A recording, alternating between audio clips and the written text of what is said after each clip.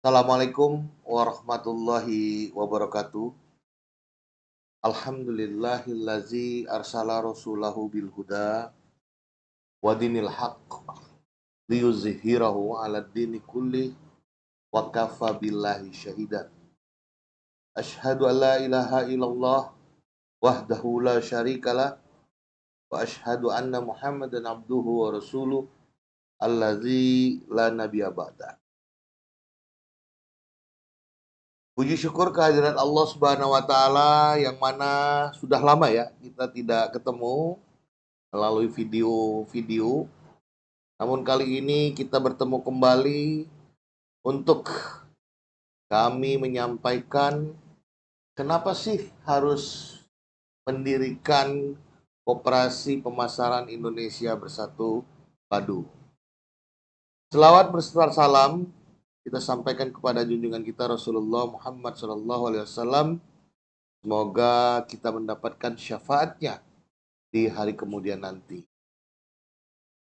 Yang terhormat Bapak Ibu sekalian, ya, para anggota pengawas, pengurus manajerial, dan anggota Koperasi Pemasaran Indonesia Bersatu Padu yang ada di pusat maupun unit-unit yang ada di daerah, di kabupaten kota.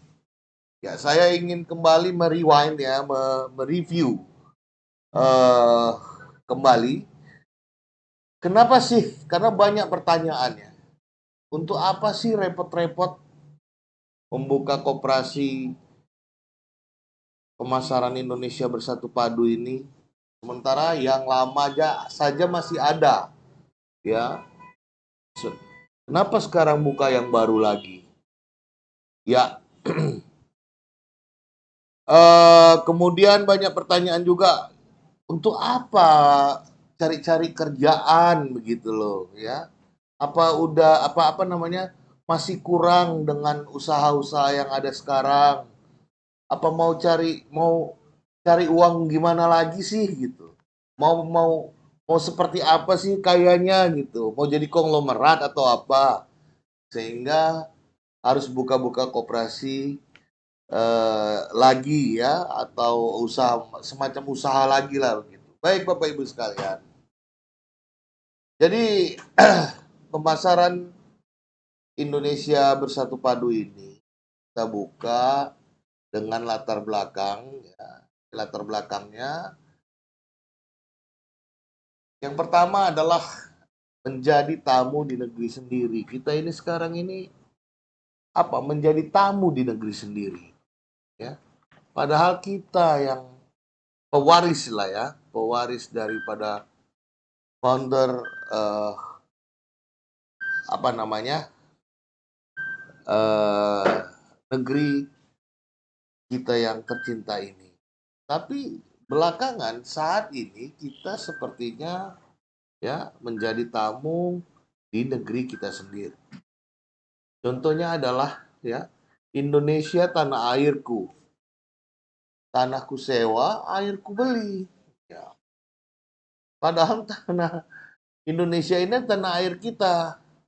Tapi sangat sulit sekali kita untuk memiliki tanah. Untuk sepetak rumah kita. Ya. Untuk sepetak rumah kita. Sulit sekali. Ya. Air, wah tengok sekarang. Lebih mahal pula mungkin barangkali dari apa namanya? Dari bahan bakar minyak ya. Nah, tapi sekarang enggak ya, karena BBM juga udah naik. Sehingga air kemasan, ya, air mineral itu banyak yang kita beli. Padahal negara kita ini kaya dengan airnya. Tapi kita sebagai warga negara, ya sebagai bangsa, sebagai rakyat, ya sebagai umat, ya kalau memang air dibeli. Baik di beberapa daerah banyak juga untuk kebutuhan air minum ataupun mandinya mereka membeli air. Setelah Indonesia tanah airku, tapi tanahku sewa karena nggak sanggup beli, air ku beli. Ya, yang seharusnya air kita melimpah di negeri kita ini. Kemudian yang kedua, latar belakang kenapa KPIBP ini didirikan.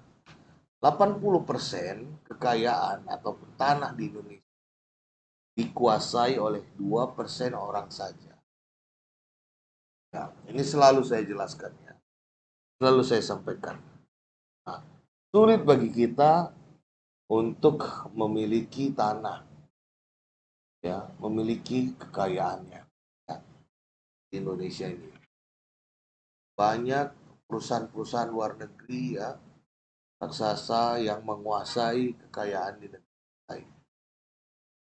Tanya mana ya, ditambah lagi pengangguran, tenaga kerja, banyak dari tenaga kerja luar negeri yang masuk Indonesia ini, sedangkan kita yang sebagai bangsa, anak bangsa, banyak yang menjadi pengangguran.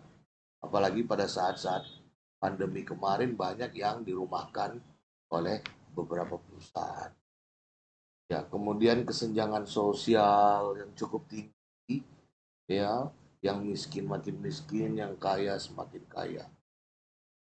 Ini yang dari segi sosial ya, kita lihat bahwasanya dari segi ekonomi dan sosial ya, kita lihat bahwasanya kita sangat ketinggalan sekali dibanding dengan saudara-saudara kita yang lain.